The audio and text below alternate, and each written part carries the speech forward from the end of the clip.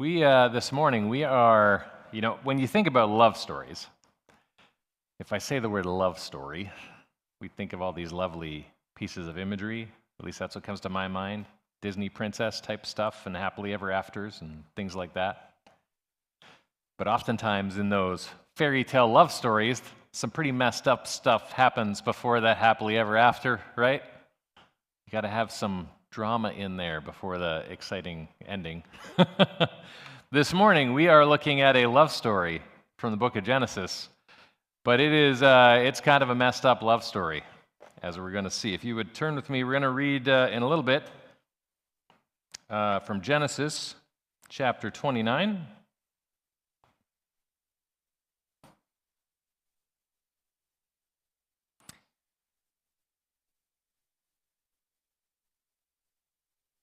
So like I said, it is a love story, but it is has some messed up stuff in this love story. So first of all, back then, there was no cultural issues with it at all, but nowadays there would be. There is a marriage of cousins. There is broken family relationships. There is polygamy. It's a bit of a messed up love story. There's also some very big deceit that happens right in the middle of it. But it also shows us that in the end, God is always in control. God is always sovereign. Let's start off by reading Genesis chapter 29, verses 1 to 8. Then Jacob continued on his journey and came to the land of the eastern peoples. There he saw a well in the open country with 3 flocks of sheep lying near it because the flocks were watered from that well. The stone over the mouth of the well was large. When all the flocks were gathered there, the shepherds would roll the stone away from the well's mouth and water the sheep. Then they would return the stone to its place over the mouth of the well. Jacob asked the shepherds, "My brothers, where are you from?" "We're from Haran," they replied. He said to them, "Do you know Laban, Nahor's grandson?" "Yes, we know him," they answered. Then Jacob asked them, "Is he well?" "Yes, he is," they said. "And here comes his daughter Rachel with the sheep." "Look," he said, "the sun is still high, but it is not time for the flocks to be gathered. Water the sheep and take them back to the pasture." "We can't," they replied, "until all the flocks are gathered and the stone has been rolled away from the mouth of the well. Then we will water the sheep."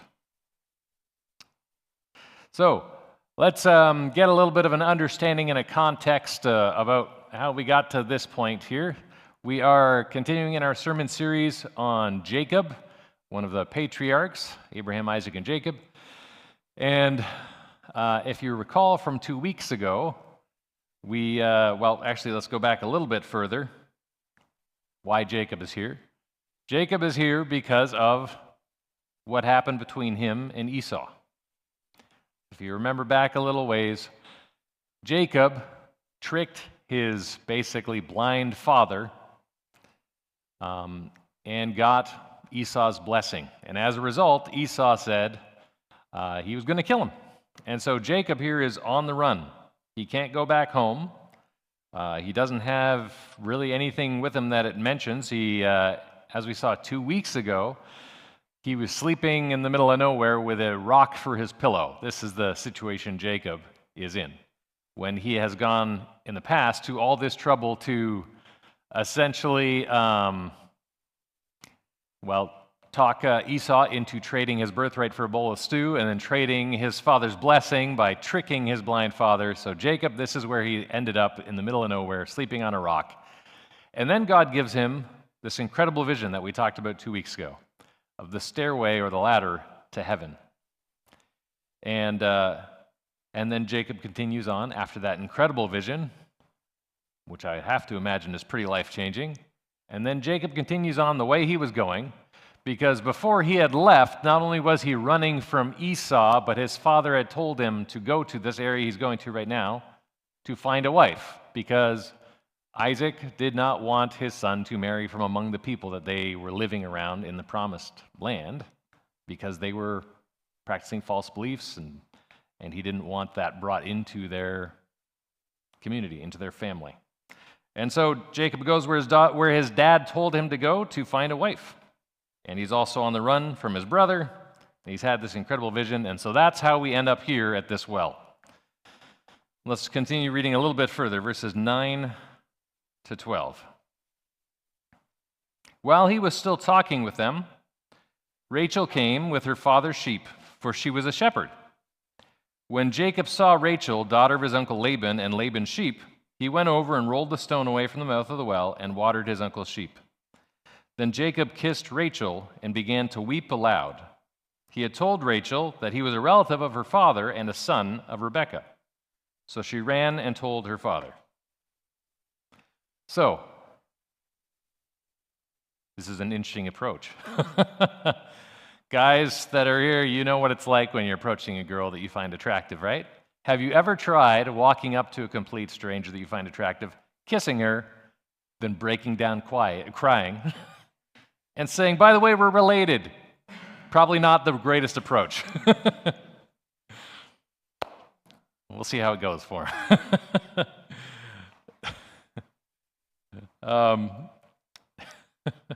Let's read just a couple more there. Another verse and a half, 13 and to 14a.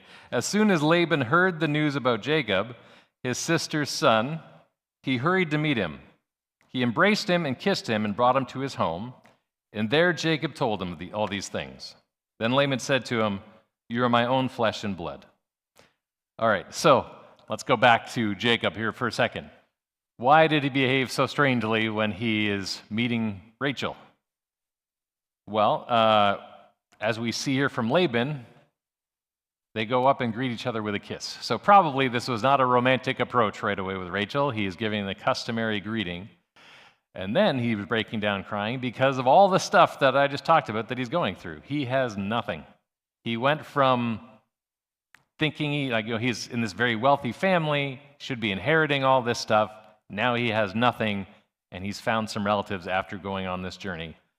So I don't know if there's sorrow or joy at meeting the relatives that he was expecting to meet here, but either way, he breaks down crying. I think it's sorrow. And then he tells Rachel that he was a relative of her father, and off they go. And then Laban greets him well. Laban seems like a pretty good guy so far. And then he says to Jacob, so far being key words there, "You are my flesh, my own flesh and blood." So he's basically saying, come be with your family, and I'll take care of you. So let's keep reading. On 14b, we're going to read to verse 20. Oh, actually, you know what? Before we do that, let me mention one more thing, just about the fact that they're related. So one of the things that you'll notice as you read through the book of Genesis is there are, well, in a few different parts of the Bible, there are people who marry that are closer than we would nowadays. So first of all, there's just cultural difference there. But there's also, just so you know, there's some theories about how things would have been different in the time of the book of Genesis than they are now. There are theories that Christian scientists have.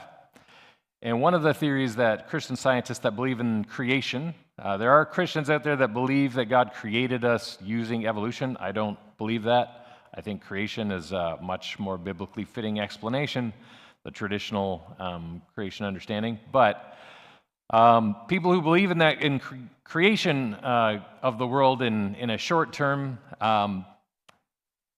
what they would point out is what we see in genetic changes over time is the mutations, basically. What you see in mutations over time is what they do is they either lose genetic information or they just duplicate what's already there. And so Christian scientists that believe in creation, they would say that if you go further back, that means you're going to have less mutation, less loss of genetic information. So they believe God created Adam and Eve would be the most genetically perfect human beings that we'd had, which I think makes sense. And so there would have been a loss of genetic information over time. And so that's why some people think that earlier in creation, it wouldn't have had the same negative effects for people that are relations marrying that it does now. And so people who don't believe in Christianity would point to things like this and kind of laugh, to which we should just point back and say, guess what? Evolution teaches the same thing as far as we still come from just one set, and they still would have had to interrelate. Anyways, that's just a quick side note. All right, let's start at verse 14b and go to verse 20. After Jacob had stayed with him for a whole month, Laban said to him, "Just because you are a relative of mine, should you work for me for nothing? Tell me what your wages should be." Again, Laban, pretty upstanding guy here, right? He doesn't want to make his relative work for nothing, and he even asks his relative, "What do you think is a fair wage?" Verse 16, now Laban had 2 daughters. The name of the older was Leah. The name of the younger was Rachel. Leah had weak eyes, but Rachel had a lovely figure and was beautiful. Jacob was in love with Rachel and said, I'll work for you 7 years in return for your younger daughter Rachel. Laban said, it's better that I give her to you than some other man. Stay here with me. So Jacob served 7 years to get Rachel, but they seemed like only a few days to him because of his love for her. Now that is an incredible romantic statement, right?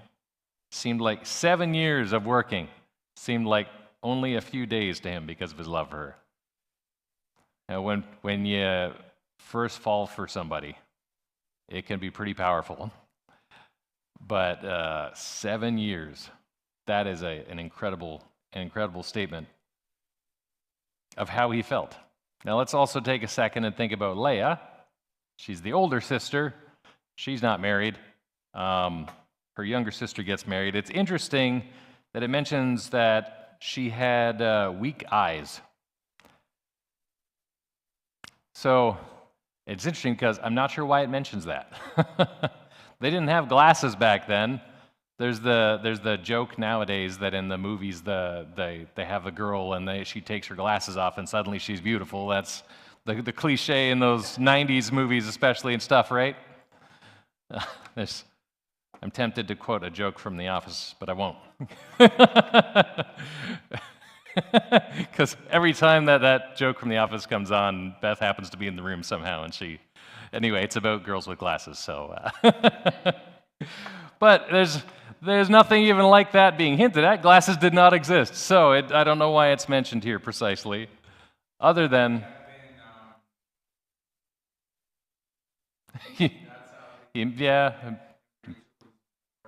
Yeah, well, he definitely finds Rachel more attractive, that's for sure. It says that right there in verse 17 as well. And it does kind of contrast it with Leah. Had a lovely figure and was beautiful. He only said something about the other one's eyes.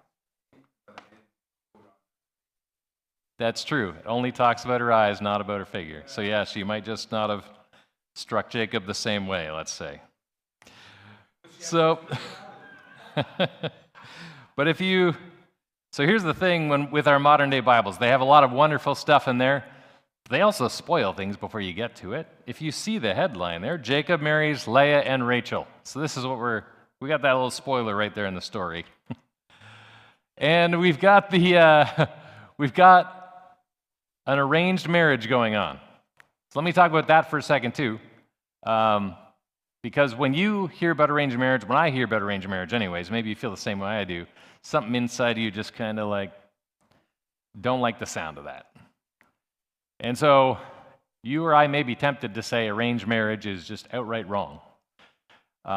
This is something that we need to be careful about, because biblically, I don't think we can make that argument. Now, I don't think you can make an argument biblically either way. However, there's something called cultural arrogance that everybody everywhere tends to be prone to, which is when other cultures are different than yours, you tend to assume the way your culture does it is the better way. So let's not have cultural arrogance here. I mean, I guess if you look at the divorce statistics, our way of doing things ain't working out so great. I'm not suggesting going back to arranged marriages. I'm just saying let's not assume they're automatically terrible. And so what we do have is an arranged marriage, and it does go wrong. So, there's a counter-argument in the passage too. Laban asks how much he should pay Jacob. Jacob volunteers to work for 7 years to marry Rachel. And there's a number of things that we can maybe think about that. I mean, one, of course, first of all, is how much must he have fallen in love with this girl? Spends a month among the family and then says, I will work for you for 7 years for her hand. Maybe start lower, Jacob. You can do a bit of a bidding thing, meet in the middle somewhere. He volunteers for 7 years. How many of you would say, like, okay, I love this person so much, before I marry them, I will work for 7 years? Beth's shaking her head. That's a bad sign.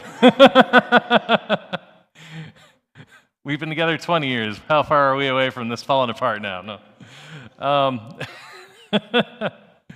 There are these things online where girls tend to like online suggesting tests that other girls should put their boyfriends through to see if they're a good boyfriend or would make a good husband.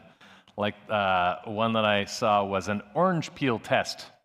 I know they're weird. Ask your husband or boyfriend to peel an orange for no apparent reason, and if he won't do it, that somehow means he isn't willing to serve you or do things. I don't know what. These tests are dumb, what I'm saying. 7 years of working test. That's what everyone should do. But there's a couple other reasons why he might have just offered a longer term. Now, one of them is, where else is he going to go? He's among family. They've accepted him. He can live among them and work among them. He's got nothing. And his brother wants to kill him. So, there's a good place for him to be. But the other reason is, at this time, you were not going to marry a girl unless you had a dowry. And Jacob can't just say, I've got a whole bunch of money back home, trust me. He has nothing. And so probably he thought, I've got to offer, as was a custom you could do at the time, if you didn't have something for a dowry, you could offer to work for the girl's father for a certain amount of time. And so that's what he does. And he probably thought, I'm going to offer 7 years. It's very generous. And so that's what he does. He volunteers to work for 7 years. Let's keep on going here and read verses 21 to 25. Then Jacob said to Laban, give me my wife. My time is completed. I want to make love to her. Whoa, culture's different now, because that's going to get you a fist in the mouth these days if you say something like that to a girl's dad. So, I honestly don't know why that was okay back then, but it apparently was. So, let's keep going. Verse 22. So Laban brought together all the people of the place and gave a feast. But when evening came, he took his daughter Leah and brought her to Jacob, and Jacob made love to her. And Laban gave his servant Zilpah to his daughter as her attendant. When morning came, there was Leah. So Jacob said to Laban, what is this you have done to me? I served you for Rachel, didn't I? Why have you deceived me? So let's pause again there. This is what's referred to as the old bait and switch. There's a zoo, I think it was in China. There was a zoo that advertised that you could come and see panda bears, and then when people went, there were big dogs that had been spray painted or had been painted to look like panda bears. It's a bait and switch. Ford tells you they're selling good cars. No, I'm just kidding. My Ford broke down. I'm a little bitter right now, okay? So it is a bait and switch. Rachel is who he's supposed to be marrying. Instead, he ends up with Leah. And, I mean, anyone who pulls a bait and switch wants to get you to buy something, essentially, but starts off the interaction with a lie. They're a liar. That's what Laban is. He's a liar. But that's also what Jacob is. Jacob is a liar. That's even what Leah is, because she obviously went along with this plan to one extent or another. Right when Laban says, by the way, he has to work for another 7 years, I wonder if it came back to Jacob's mind when he had dressed up as his brother to deceive his father. Now, I don't know exactly how it is that on their wedding night, Jacob doesn't know that it's Leah and not Rachel. Yeah, who's the bad eyes? That's a really good point. Who has the bad eyes now? But I mean, at the time, of course, there were bridal veils back then too. She may have had a veil on, or it may have been dark, or he may have been drinking a lot during the feasting. It could be any combination of those things. One way or another, though, Jacob, the deceiver, is deceived. And I think his mind must have gone back to thinking about what he had done to his father. And I wonder if maybe that's why he doesn't react worse, as we're going to see in a little bit. Maybe it's thinking back to what he did to his father and thinking to himself, okay, maybe I deserve this. When we are suffering, I wonder how many times we are suffering in a way that really we should stop and think, okay, I deserve this. I'm suffering now for this, but I did the same thing to somebody else. Or something like that, right? How many times does our sin bring our own suffering? Because again, just a reminder, all suffering in this life is a result of sin, one way or another. It's either a result of our own sin, and we got consequences, or we suffer because somebody else sinned and it hurts us, or we suffer because Adam and Eve sinned, as we all have sinned, and so there was a curse put on this world, and that life is harder as a result of sin. But all of suffering is a result of sin. And so how many times when we're sinning are we angry at God versus how many times when we're suffering are we angry at God versus we stop and think, okay, maybe this is a consequence in some way of something that I've done. God does not deserve our anger for things like that. We can blame ourselves. We can blame others if they've sinned in some way that harmed us. But one way or another, the suffering is a result of sin. It's not a result of God. One more thing I wanted to mention there. I'm trying to remember what it was before I move to the next section. That's all right. Let's keep moving, and I'll go back to it if I remember. All right, verses 26 to 30. Laban replied, "It is not our custom here to give the younger daughter in marriage before the older one. Finish this daughter's bridal week. Then we will give you the younger one also in return for another 7 years of work." And Jacob did so. He finished the week with Leah. Then Laban gave him his daughter Rachel to be his wife. Laban gave his servant Bilhah to be his daughter Rachel as her attendant. Jacob made love to Rachel also, and his love for Rachel was greater than his love for Leah. And he worked for Laban another 7 years. Now, we're going to talk next week more about how messed up this whole situation between them is. But, there's a few things to note here already. One of them is, let's talk about polygamy. What a fun subject.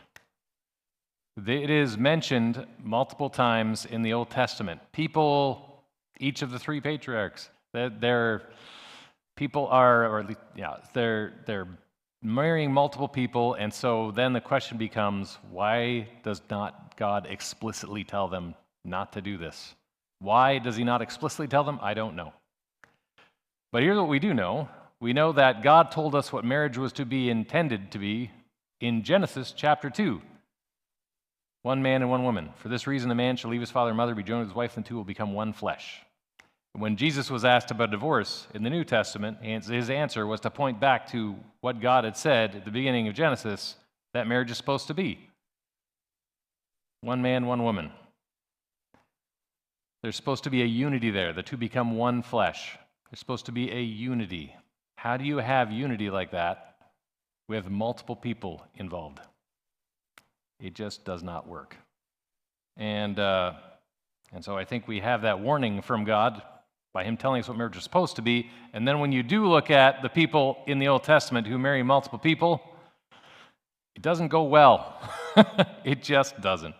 And we can see right here, right off the bat, he's got 2 wives, and Jacob is favoring the one wife over the other. We'll talk about that more next week. He worked another 7 years.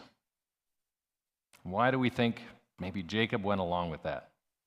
Could have tried taking Rachel and running, but maybe just because he didn't think he had another choice. But part of it might be also, as we saw with Isaac and those wells a few weeks ago, sometimes We need to not react even if we are in the right. It is a very, very tough thing to do. It's an incredibly tough thing to do. I'm not good at it, I'll be honest with you. This is something where I need to improve. When we feel that we're right, and you can see it on a very small scale when you go on Facebook. It's very hard for me not to get in arguments sometimes. I feel immensely proud of how much less I get in arguments than I used to on Facebook. Because it is difficult for me.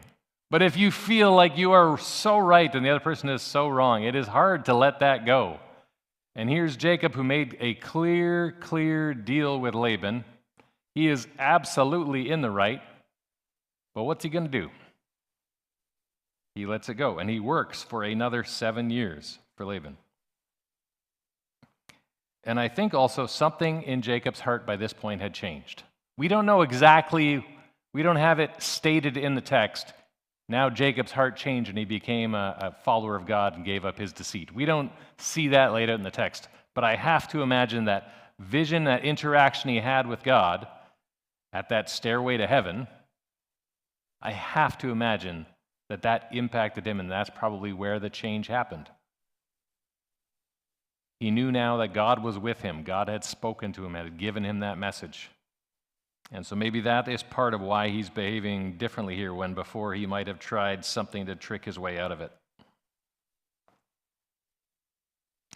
There are, by the way, there's multiple ironies in this story that I want to mention just as we're wrapping up here.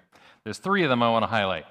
The first is, Jacob had been told how Esau would serve him, and I'm sure he was very happy about that. There was that prophecy right when they were born. Esau was going to serve Jacob, and that's going to happen. That does come true because it's a prophecy from God. Obviously, it's going to come true. But before he has a chance to enjoy having rule over his brother in any way, Jacob ends up being the servant for 14 years. And then I think this is partially a consequence of his sin, is why God is having him go through these sorts of things. The second irony is that in being given Leah first and then Rachel, Jacob was forced to learn that the right of the firstborn should be respected. Right? He did not accept that with Esau. He stole all of the firstborn things that Esau was in a way entitled to. At least he stole it to the best of his ability. But in this case, the right of the firstborn comes first. Leah is the one he has to marry first. And then the third irony, I think the biggest one, is in Jacob's being deceived by Rachel's father, just as he had deceived his own father. God tells us through Paul in Galatians that you reap what you sow. You reap what you sow. So just like when a farmer is sowing seeds, he should not be surprised when he reaps, when he harvests it, that he's going to get the result of the seeds that he planted. In the same way, when we live in sinful ways in our lives, we should expect there's going to be pain and consequences as a result of that. Whether in this life or the next, God brings justice, right? He brings perfect justice. And the only way to escape those consequences in eternity is through salvation. And let me point out at the end here now how we see in this passage, in this story, that God is always in control. Because Jacob only wanted to marry Rachel. He had no interest in Leah. Who does the Messiah come from? If you don't know, it comes from the line of Leah. Jacob's wife Leah has Judah, and then from Judah eventually comes the Messiah. So God is always in control. It wasn't Jacob's choice. This was who God had chosen to be with Jacob. And then from there comes the Messiah. And what we can learn from that is God even uses evil things for his good purposes. When we sin, God can use our evil for his purposes. God can use flawed people for his purposes too. And we see that with Jacob. He started off really bad, as we saw in those previous stories, but God chose him. God, if you are saved, God chose you too. Now, the Messiah's line isn't coming from any of us. The Messiah already came. But God chose you too for salvation. And that also means God can use you. So if you ever stop and think, I'm too flawed, I'm too sinful, I'm not good enough, I'm not talented enough, God can use you too. And we see it not just in the story of Jacob. We see it in every biblical figure throughout the scriptures, of course, with the exception of Jesus. God has to use flawed and sinful people because that's the only kind of people there are. God can use us too. God is always in control. Let's pray.